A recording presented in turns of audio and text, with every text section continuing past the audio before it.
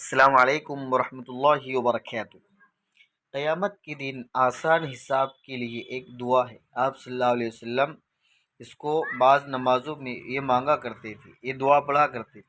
حضرت عائشہ رضی اللہ عنہا سے روایت ہے، وہ فرماتی ہے کہ میں نے بعض نمازوں میں رسول اللہ صلی اللہ علیہ وسلم کو یہ دعا کرتے ہوئے سنا: اللہم حاسبنی حسابا یسیرا، اے اللہ میرا حساب آسان فرما۔